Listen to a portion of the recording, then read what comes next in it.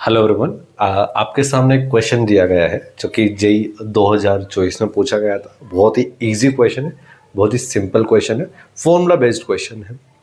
सवाल में पूछा है average kinetic energy of molecule is 0.414 electronvolt at temperature. किस टेम्परेचर पर जो मॉलिक्यूल की एवरेज काइनेटिक एनर्जी इतनी होगी। तो यहाँ पर एक फॉर्मूला वर्क करता है एवरेज काइनेटिक एनर्जी का, वो है एवरेज काइनेटिक एनर्जी का formula E/N is equal to 3/2 Boltzmann constant into temperature. तो किस टेम्परेचर में वर्क करता है तो वो टेम्परेचर हमको निकालना है। सो T इज इक्वल टू, तो इसको मैं एवरेज काइनेटिक एनर्जी को K लिख रहा हूँ। तो ये हो जाएगा आपका 2/3 K अपॉन बोल्ट्जमैन कांस्टेंट। ठीक है, बस यहाँ पे ध्यान रखना कि जो ये आपको एवरेज काइनेटिक एनर्जी दे रखी है, जो K दे रखी है, वो आपको 0.414 इलेक्ट्रोवोल्ट दे रखा है। लेकिन इसको मुझे कन्वर्ट करना पड़ेगा जूल में, क्योंकि हमको आंसर ऐसा यूनिट में चाहिए। तो इसको कन्वर्ट करने के लिए 1.6 इंटू 10 की पावर -19 से मल्टीप्लाई कर देंगे तो ये आ जाएगा जूल में।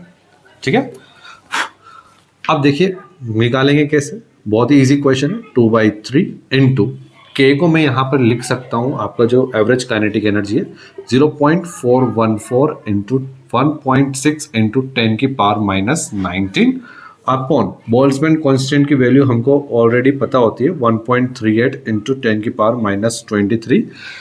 बेसिकली इसकी जो वैल्यू है ना क्वेश्चन में भी दी गई होती है। ठीक है, तो इसको सॉल्व करते हैं। देखिएगा बच्चों, 1.38 इंटू 3 करेंगे तो हमारे पास जो आएगा 2 इंटू 0.414 इंटू 1.6 -23 तो ऊपर जाएगा तो प्लस का 4 हो जाएगा अपॉन इसको मल्टीप्लाई करने पे आता है 4.14 आ जाएगा। यहाँ से पॉइंट हटाएंगे तो 3 0 नीचे आ जाएंगे और यहाँ से 00 ऊपर चले जाएंगे। 2 0 से 2 0 कैंसिल हो गया, 414 से 414 ऑलरेडी कैंसिल हो गया।